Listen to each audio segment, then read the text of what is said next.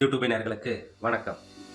பொதுவாக இந்த பதிவில் நாளை, அதாவது 10/5/2024 குரோதி வருடம் சித்திரை மாதம் 27ஆம் நாள் திருதியை திதி, அதாவது அமாவாசைக்கு 3வது நாளாக வரக்கூடிய இந்த திருதியை திதி தான் அக்ஷய திருதியாக கொண்டாடப்படுகிறது.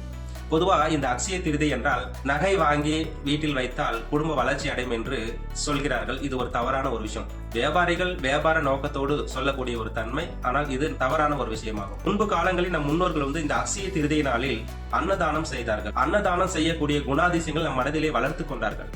அதனால்தான் அவர்கள் நோய் நொடி இல்லாத வாழ்க்கையை வாழ்ந்து கொண்டிருந்தார்.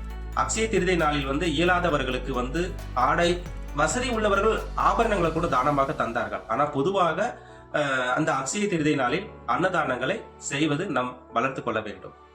இந்த அக்ஷய திருதி நாளில் வீட்டில் நாம் என்ன செய்ய வேண்டும்? அக்ஷய திருதி நாளில் வீட்டில் மகாலட்சுமி வழிபாடு செய்வது மிக மிக நல்லது.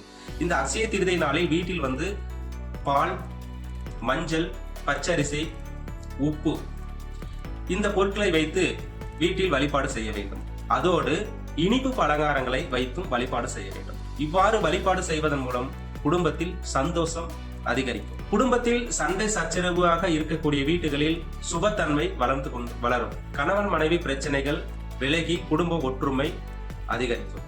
அதே போல் பிள்ளைகளுடைய படிப்பாற்றலானது அதிகரிக்கும். அன்று அக்ஷய திருதி நாளில் இயலாதவர்களுக்கு அன்னதானம் செய்வது மிக மிக நல்லது. இந்த அக்ஷய திருதி நாளில் மரங்களை நட்டு வளர்த்தால் எண்ணற்ற கர்மவினைகள், பூர்வ ஜென்ம கர்மவினைகள் விலகிச் செல்லும். இந்த பிறவியில் செய்த கர்மவினை கூட விலகிச் செல்லும். ஏனால் மரம் வளர்த்தால் நிழல் தரக்கூடிய தன்மையாக இருக்கும்.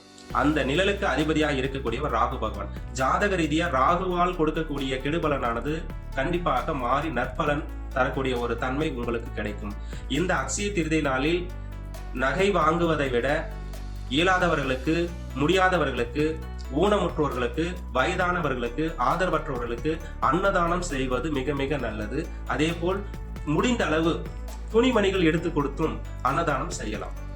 இவ்வாறு செய்தால் குடும்பத்தில் ஒற்றுமை பிறக்கும், கடன் சுமை குறையும். அதே போல் நோய் நொடிகள் விலகும், ஆயுள் அபிவிருத்தி உண்டாகும், தடைப்பட்ட தொழில் வளர்ச்சி அடையும். இவ்வாறு இந்த அக்ஷய திருதி நாளில் உங்களுடைய நற்பண்புகளை வளர்த்து கொள்ளுங்கள்.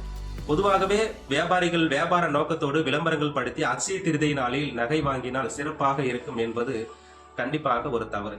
இன்று நகை வாங்க முடியாதவர்கள் கடனை உடனே வாங்கி கூட நகை வாங்கி வழிபாடு செய்கிறார்கள். அவ்வாறு செய்தால் கூட அது முழு திருப்தி கொடுக்காது. இந்த அக்ஷய திருதி நாள் உங்களுக்கு ஒரு நற்பலனாக கொடுக்கக்கூடிய அமைப்பு. தான தர்மங்கள் செய்வதன் மூலமாக உங்க குடும்பம் வளர்ச்சி அடையும், பிள்ளைகளுடைய படிப்பு வளர்ச்சி அடையும். தான தர்மம் செய்வதன் மூலமாக பூர்வ ஜென்ம கர்ம வினைகள் விலகும்.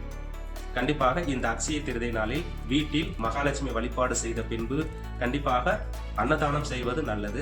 ஏதாவது ஒரு துணிமணி வாங்கி கொடுத்து தான தர்மம் செய்வதும் நல்லது. இதை நீங்கள் பயன்படுத்தி இந்த அக்ஷய திருதி நாளை ஒரு புண்ணிய நாளாக நீங்கள் மாற்றிக்கொண்டால் உங்களுடைய வாழ்க்கையானது ஒளி ஓட்டம் அடைந்து வளர்ச்சி என்ற பாதையில் செல்லும். நன்றி.